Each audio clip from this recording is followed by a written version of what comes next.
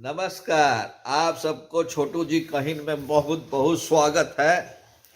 और बहुत बहुत बात करना चाह रहे थे। हर रोज अब बात करेंगे आप सबसे। आप लोगों का आशीर्वाद चाहिए। जरूर इस चैनल को सब्सक्राइब कीजिए। अब जब बताएंगे आपको तो उसके बाद लाइक और कमेंट जरूर कीजिएगा। आज में हम बात करना चाहते हैं कि ये जो इंडिया अलायंस बना है, उस इंडिया अलायंस का रणभूमि क्या है। रणभूमि का मतलब कार्य कहाँ क्या करना है, क्या नहीं करना है, और उसका कुछ होप है कि नहीं अभी आने वाले चुनाव में 2024 में। तो इंडिया अलायंस बन तो गया। हमारे पलटू जो राजनेता हैं नीतीश कुमार ने बड़ा उम्मीद के साथ बनाया। एकदम ममता बनर्जी के पास गए, केजरीवाल के पास गए, राहुल गांधी से अपॉइंटमेंट लिया।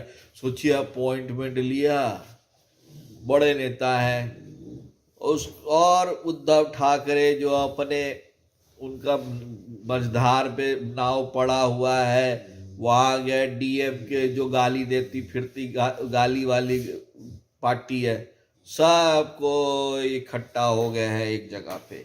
और सब लोग उसके बाद चले कि भाई हम लोग सब काम करेंगे। जानते हैं, हमको दो तीन चीज समझ में नहीं आया।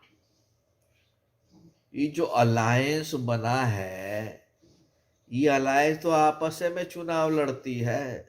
सब एक एक एक एक स्टेट की नहीं तो दूसरी स्टेट की पार्टी है।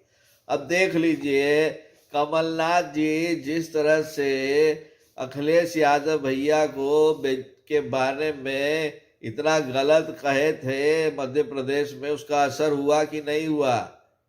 और आज सुन रहे हैं, उड़ती हुई खबर है, अभी कंफर्म नहीं है इसलिए कंफर्म नहीं कर सकते, 40 को सीट पे लड़ाई करेगी कांग्रेस। दूसरा है हमारे नीतीश कुमार जी, उनकी रणभूमि है बिहार। बिहार की रणभूमि में रण चलने वाला है, क्योंकि वहां पे नीतीश बाबू है, आरजेडी में लालू प्रसाद यादव, और कांग्रेस अपने को एकदम सीना तान के बोल रही है हम तो 10 से 12 सीट में लड़बे करेंगे। तो ये समझ लीजिए 10 से 12 सीट तो एनडीए में जानने जानने। अब हमारे उद्धव ठाकरे जी हैं, वो बोलते हैं कि भैया हम बहुत मजबूत हैं, हम तो महाराष्ट्र में लड़ेंगे और बाकी ना ही लड़ेगा। आगे एक चीज बताइए, एक नाथ शिंदे साहब का आधा गुट है, उधर अजीत पवार जो एनसीपी के हैं वो आधा। एनसीपी का तो हमको नहीं लगता है कि एनसीपी का कोई धड़ा है भी। अब चाचा भतीजा है, अभी भी एक के पार्टी लेके एक के सिंबल लेके चल रहे हैं। अगर लड़ाई तो अब उस वक्त इलेक्शन के वक्त में होगी, तो वहां का वो है। अब समझे में नहीं है। एक समझदार पार्टी है बीजेडी, सबसे समझदार पार्टी है, जो उड़ीसा में है, उड़ीसा से बाहर नहीं निकलती, और वहां पे जो उसकी पॉलिटिक्स है उसको हिलाना बड़ा मुश्किल है। हमारी ममता बनर्जी जी, अब ममता बनर्जी जी ने बोला कि भाई अब बेचोन भालो। अरे बंगाल का हालत क्या है, बंगाल का हालत चरमराया हुआ। ऐसन ऐसन पहले जो लेफ्ट पार्टी करती थी आज वही है। क्या इंडिया अलायंस बनाया आपने। आप बोलती हैं हम तो भैया 2 सीट देंगे कांग्रेस को, तो बाकी को क्या झुंझुना देंगे, लेफ्ट को कितना देंगे। तो वहां की रणभूमि वो है। पंजाब की रणभूमि के बारे में सुना ही होगा, वहां कांग्रेस और आम आदमी पार्टी। अभी पता नहीं है आम आदमी पार्टी का स्थिति क्या होगा, क्योंकि केजरीवाल साहब तो हो सकता है थोड़ा सा भ्रमण में जाने वाले हैं। अब दिल्ली को ले लो, दिल्ली में तो ऐसे ही लोटिया गोल है कांग्रेस का, अब यहां भी लड़ाई करेंगे। अब चले जाओ आप, यदि राजस्थान में क्या हाल किया, राम राम राम राम राम, क्या हाल कर दिया। अब इन सब रणभूमि में भाई और बहनों आप बताओ, आज 5 महीना बचा है, न लुक न लंदन, कुछ नहीं है।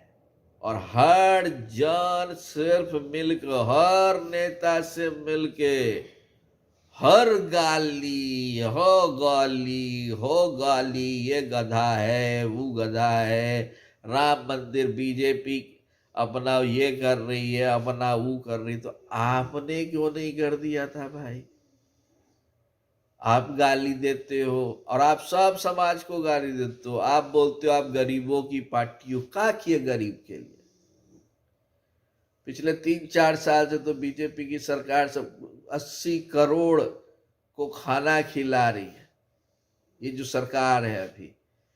तो भाई कांग्रेस सरकार जो थी और उनका जो गठबंधन सरकार था, जिसमें बहुत सारे इंडी के लोग थे, जैसे डीएमके एंड ऑल, उन लोगों ने वो 80 करोड़ की गरीबी को क्यों नहीं हटाया? तो ये जो रणभूमि बन रही है, ये रणभूमि नहीं बन रही है। इनको अंदर से बिल्कुल पता है कि इस बार पृथ्वी गोल भूगोल हम तो गए। अब भाई यदि सीताराम येचुरी और यदि ममता बनर्जी एक ही मीटिंग में है, माफ कीजिएगा, तो आप समझ सकते हैं इन दोनों को यदि सड़क पे छोड़ दिया जाए पार्टी के कार्यकर्ता को, तो मारे पिटाई कुटाई हो जाएगी। अब ये लोग बोलते हैं रणभूमि है। आप डिसाइड कीजिए। 80 करोड़ को आज भी सरकार खाना खिला रही है 140 करोड़ में से। तो ये जो एनडी अलायंस है, इसकी रणभूमि क्या है और क्या किया इन्होंने, पता नहीं। हमरा नहीं लगता कि एनडी अलायंस एक जाके जोकर अलायंस का रूप ले लेगी, जहां अंत में सब नेता एक दूसरे के ऊपर ब्लेम करेंगे। मानते हैं कि नहीं मानते हैं? अब शेयर और कमेंट कीजिए भाइयों और बहनों, जरूर सब्सक्राइब कीजिए। धन्यवाद।